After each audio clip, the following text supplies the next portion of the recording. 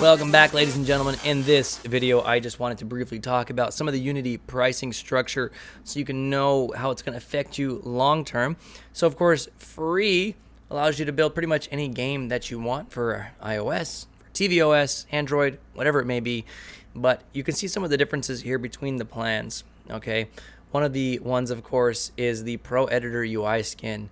You only get to use the light gray with the free version. If you want the cool dark gray version, there's one reason to upgrade, and it might be worth it just for that because it looks much better, in my opinion. And there's some other things here, such as performance reporting, flexible seat management. You can look at those things on your own if you need or want those features. You won't need those for the stuff we're doing in this course, and you may never need them at all. Unity certification courseware here, that is their official training program, and it's okay. This course is better, so you know that's a matter of debate, in my opinion. Asset kits, those are different asset kits you can get from the asset store. They give discount percentages on those. Anyway, interesting stuff. But here's what's really interesting is that Unity Multiplayer, this is a cool new service that they offer. And so even with the free version, they allow up to 20 people to play multiplayer in your game. And I know what you're thinking, well, that's not enough. If I want to release the game, it absolutely is not enough. Neither are any of these plans here. That's just basically how many free seats you get for multiplayer, for beta testing and things like that.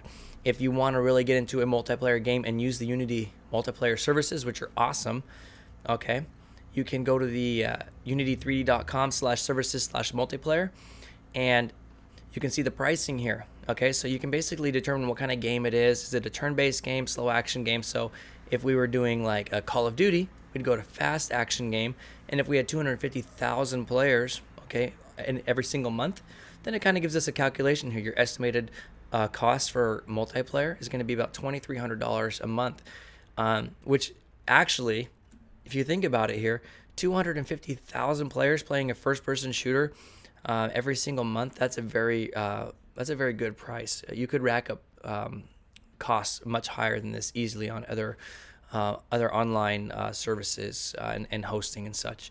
So really cool stuff. Of course, you know, you're starting off your scaling, so even if it is a fast action, you're probably not going to have that many.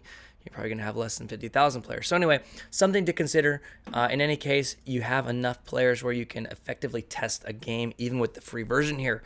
And then once you do start making money, over $100,000 a year, okay, it's as cheap as $35 per month per seat. So that's for a license to use it on a computer.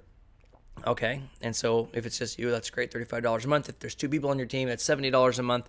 Okay, makes sense. Easy math here. Great plan, super reasonable. Even with the pro plans, it's very reasonable if you want some of these extra features and such. So, and again, the other important thing is the splash screen right here.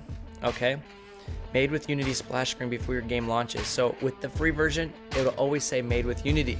Okay, it's not until you start paying money, $35 a month, do you get a version where you can put your own splash screen and it doesn't show the Unity 3D splash screen, and that's really important to some people. So anyway, some basic